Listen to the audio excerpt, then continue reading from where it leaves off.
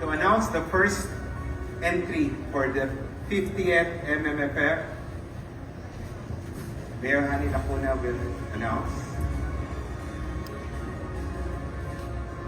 This is produced by ABS-CBN Film Production Inc. and the Idea First Company. Directed by June Robles Lana, written by Daisy Kayanan, Jumbo Albano, and June Robles Lana, and starring Vice Ganda, Gina Pareño, Eugene Domingo, Maris Bracal, Jong Hilario, and Cocoy De Santos.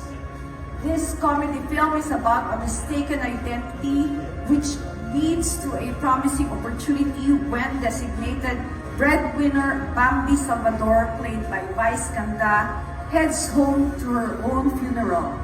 Turns out, Bambi was robbed by a thief who eventually got into a horrific accident. Face crushed, but with all of Bambi's belongings, leaving the authorities and her family to presume it was her. With a 10 million insurance claim under her name on the line, Bambi may finally reclaim their home that was mortgaged due to piles of debt. Bambi, together with her dysfunctional family, decides to keep the ridiculous act of her death in order to claim money that will solve all their problems. Now, Bambi has 40 days to play dead to keep her family alive with or without her. And the breadwinner is...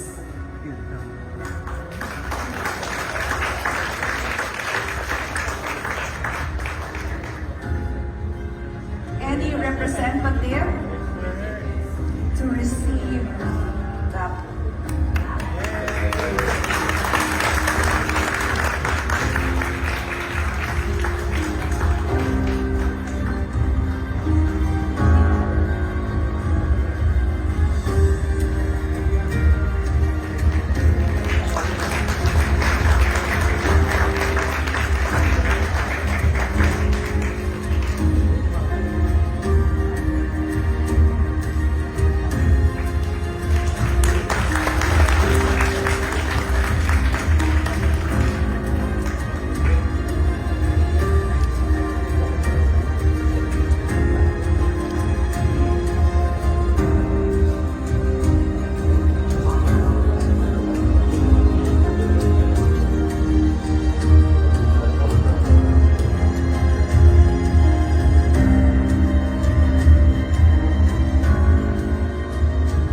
This suspense drama film is about a notorious criminal, Domingo Zamora, imprisoned for the grisly murder of his sister and niece, who will soon be released from prison as he had accumulated good conduct time through his stay in prison.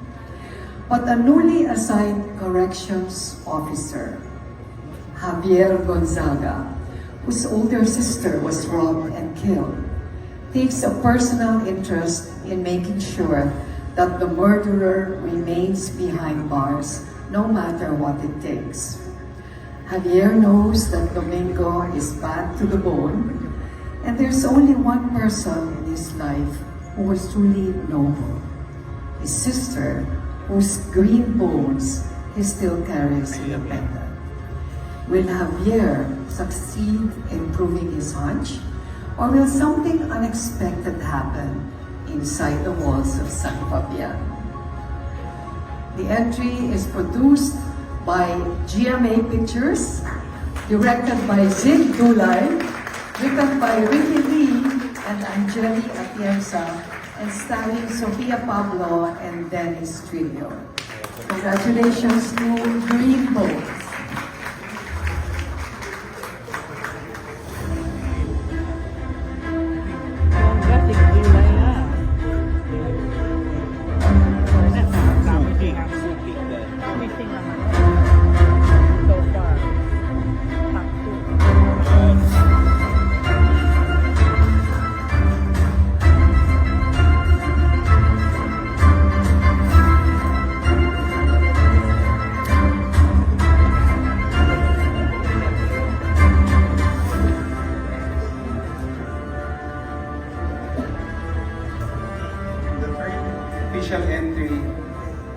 This horror film is about a team of adventurous celebrities who are invited to explore and film in Taiwan's infamous Xinmin Hospital, one of the most haunted locations in Southeast Asia. What was thought to be a unique opportunity for an adventurous and cutting-edge production quickly spirals into a horrifying ordeal, escalating to horrifying levels as the celebrities face paranormal phenomena. In every halls, room, and floors, reek presence that makes every inch of their bodies want to scream and escape. As tension rise, the group became fragmented because of their strong personalities, conflicting motivations, and they became pawns of a malevolent entity. The celebrities need to make difficult choices and sacrifices to survive their journey in the haunted hospital. Produced by Reality MM Studios Inc., directed by Kerwin Go, written by Kerwin Go, Dustin Celestino, Liovic Arceta, and starring Jane De Leon, Enrique Hill, Alexia Miro, and MJ Lastimosa. The movie is Strange Frequencies, Haunted Hospital.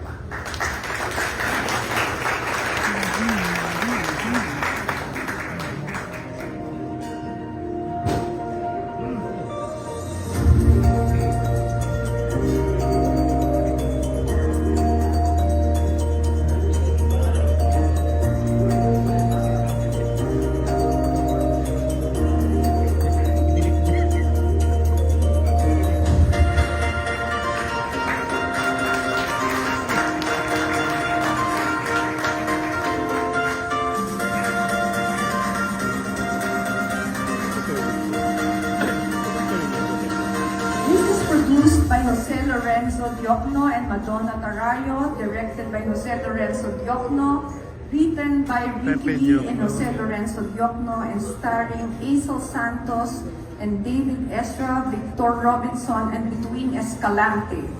This musical film is a story about Elsa, a simple woman from the barrio Cupa. During an eclipse, she hears strange sounds calling her and telling her that she has been chosen by the Blessed Mother to heal the sick.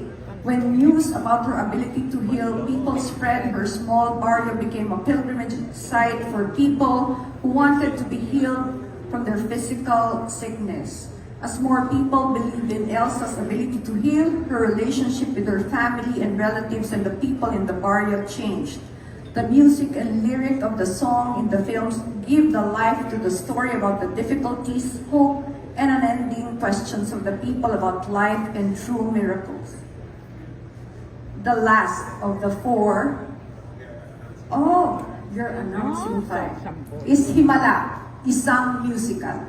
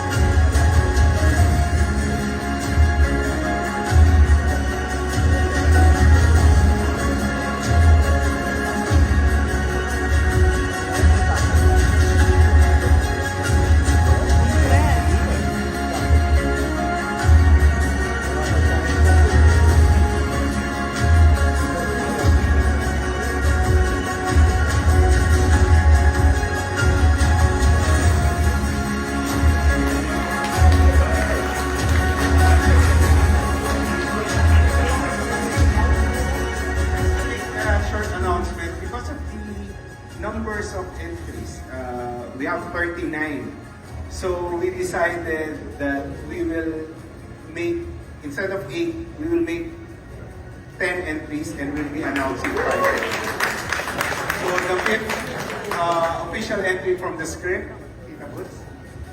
By the way, before announcing the last entry for the script division, we'd like to note that the entries are being announced in no particular order. This action family drama film tells the story of Lakan Makisig, called the Kingdom of Katagalugan, who is anxious about who among his 3 children is the rightful heir. Of the 3, the closest child to his heart is Dayang Luwalhati, who gets kidnapped by a group of men from a secessionist group. The Lakan mobilizes his army to save the kidnapped child, but to no avail, even claiming the life of his eldest child. Later, Luwalhati was saved by an outcast man accused of being the kidnapper when he brings Luwalhati back to the palace. Facing imminent death, Sulu calls for a duel, invoking an ancient law where one could challenge another to death in exchange for freedom. The Lakan is killed during the duel, and later it is found that the eldest child of the Lakan is the one who staged the kidnapping to eliminate his sibling. In the end, Luwalhati was crowned as Queen of the Kingdom. This is produced by APT Entertainment Incorporated, MZ TV Productions Incorporated, and MQuest Ventures Incorporated. It is directed by Michael Tavera, DGPI, written by Michelle Munario, and starring Vic Soto and Piolo Pascual. The title, The Kingdom.